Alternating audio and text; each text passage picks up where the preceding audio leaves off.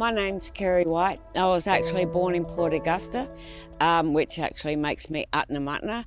And I'm also Narunga from Point Pearce here in South Australia. It's Aboriginal mission where my grandfather and my mother and family came from. I've spent over 30 years of my life working with Aboriginal people all over Australia, implementing programs to help them.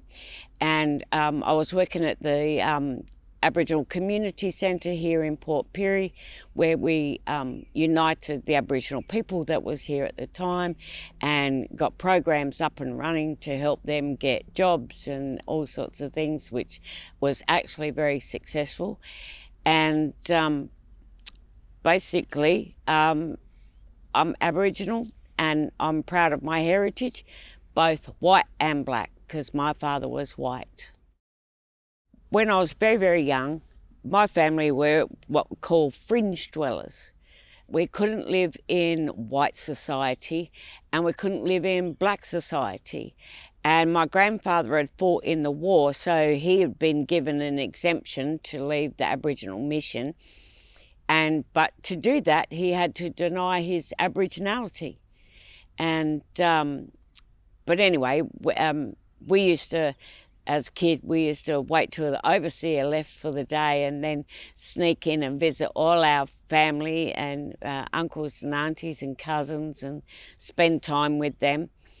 And then we'd go back. It was on Narunga land, but we lived right on the beach, which was absolutely fantastic.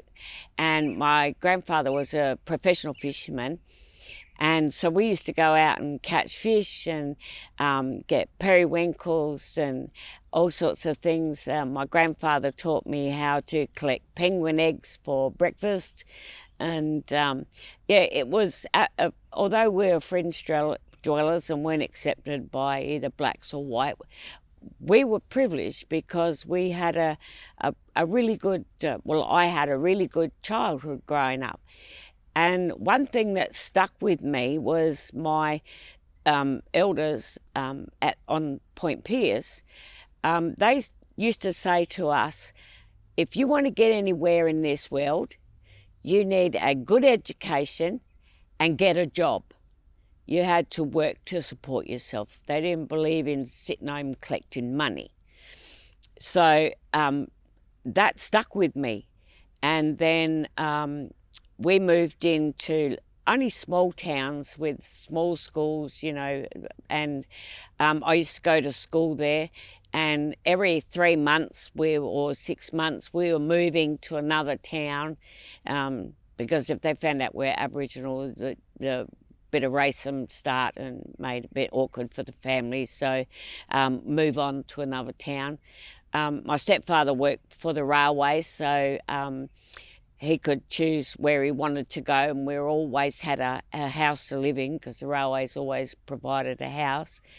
And the other good thing about that was when immigrants first came to Australia, they had to have a job. So a lot of them started working for the railways, and they had to work out in like we were out halfway across the Nullarbor, and so that we got to interact with them and we got to know a bit about them. And yeah, we used to make jokes about each other, but it was all in good fun. No one took it seriously. Everyone had a laugh. And it was really good growing up like that. While we were up on the desert, this was in 1960, 61, something like that, we got hit with fallout from Maralinga. So I ended up blind for 2 weeks, and I had all these sores all over my body, and doctors didn't know what to do. And we didn't know anything about Maralinga or, atomic bombs or whatever. And I remembered it clearly. I was standing in the front yard and it was like a big wall of dust, and it would have been 30 stories high. And of course I knew what dust storms were, so I thought, oh, I better go inside.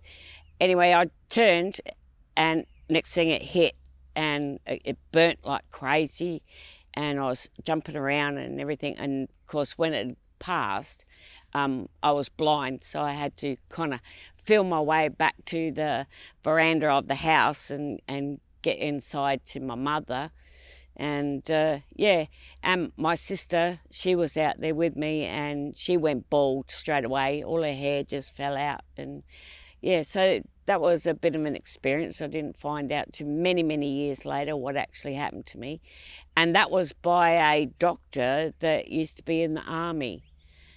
He told me, you know, that's what happened. So that was the only downside to being out in the desert. The rest was great. I remember when I was back in school and I had a very caring nature and I loved animals and trying to save everything. And anyway, I actually wanted to be a vet and my parents said, no, you have to get out and get a job. So I thought, okay, what's the next best thing, how that I can help people? So when I finished my schooling in year 11, I went to the local hospital and got taken on as a role as a nurse and doing my training.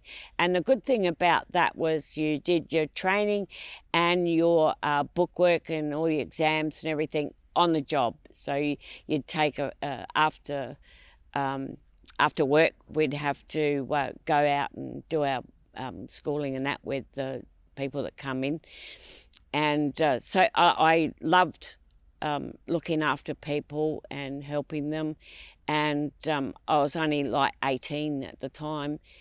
And I thought, oh, I gotta get into some other way of helping people, you know, still nursing, but some other way of helping people. And so then I went up to Hawker out bush, and I was nursing up there because it was hard to get nurses up there, so they had a need greater than where I was working. So I went up there and I was working up there and I loved that. And but then I moved down the southeast, and being down the southeast, one thing that struck me was I never seen any Aboriginal people. There was no Aboriginal people. You never seen any Aboriginal people in the town. And it wasn't until in the 1970s that this girl that used to be my friend, Cynthia was her name, she started at the school. I was in high school. And I just thought how odd it was that, you know, I didn't see any other Aboriginal people anywhere I went. So I thought, you know, well, they're allowed off the mission. What are they going to do? You know, what are they going to do for jobs and all that sorts of things? And, well, a lot of them got jobs with the railways, which was the most popular employment at the time. And, yeah, so it bothered me. But then I got married and life took a different turn. I ended up running a small business, my own small business. And I did that for near on 20 years. And then when my marriage broke up, I thought, right opportunity. So I started by getting involved. I started working as a youth worker and with Aboriginal kids. And then it became apparent that we needed trained people to work with these kids. So I worked with the mob from Adelaide. Sorry, I can't think of their names right now, but anyway, worked with them and they came up and they did this training at youth worker training at Port Augusta. And we had people all come in. All Aboriginal people came in to do this training for youth worker training, and it was absolutely fantastic. And they were working with the kids, they were keeping the kids off the street and all that sort of thing. But then the funding got pulled, And of course, once the funding went, they weren't able to get any funding to keep programs going. So that kind of went by the wayside. And then we needed Aboriginal health workers. And so I was involved in the AHAC as well, which is the Aboriginal Health Advisory Committee, and working with the hospital here in Port Pirie, and helping them to devise programs and things for Aboriginal people to get the help that they needed. But we needed some Aboriginal workers to work with the others. So then AXA, Aboriginal Health Council of South Australia, they got involved and they started training our health workers. And so we ended up, they did the training and they ended up working at the Port Pirie Hospital. So that was great. Some went further north, which was absolutely fantastic. And then we got the mining company involved, and they came in and they did a program and training the Aboriginal people on what it's like to work in the mine and what certificates they needed to have and all that. And that was so successful. We had 12-year-olds, which were too young, of course, but they came in. They were keen as mustard to go and work in the mines. And the older ones, the 18 and 20-year-olds, they were really keen as well. And so the mining company was quite happy, and they did the training with them. And yeah, the ones that were eligible, they went off working in the mines. So, you know, it got Aboriginal people more jobs, and it just went on from there.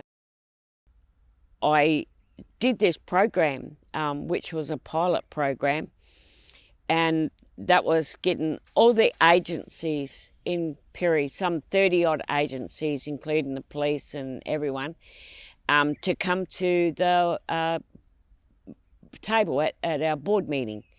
And of course, they all got involved, and that was wonderful because then we were all working together on solutions instead of, like some people, like creating problems. And that was working absolutely wonderful. And the crime rate between Aboriginal people, because they get drunk, they do have fights, they break up the houses, which were housing trust houses. And of course the occupant was getting in trouble because of the damage to the house. And yeah, so even the welfare came on board and to help parents that were struggling a bit with their children and things. And so that was absolutely fantastic. So I was telling Amanda Vanstone and Kay Patterson about that in Canberra, and they thought it was absolutely wonderful. So then I got sent to Perth to implement it over there, and all paid for by the government, mind you. They flew me there, and they flew me up to Alice and Cairns and all that to work with Aboriginal people to help them get these programs up and running. Which was great, but of course then the funding got pulled again. So that kind of went by the wayside. So every time we got anything happening, good things happening, and it was always done at a community level. It was never done by the Aboriginal organisations or the activists that are now lobbying for the voice. They never did anything for us. It was all done at a community level. And then I went out to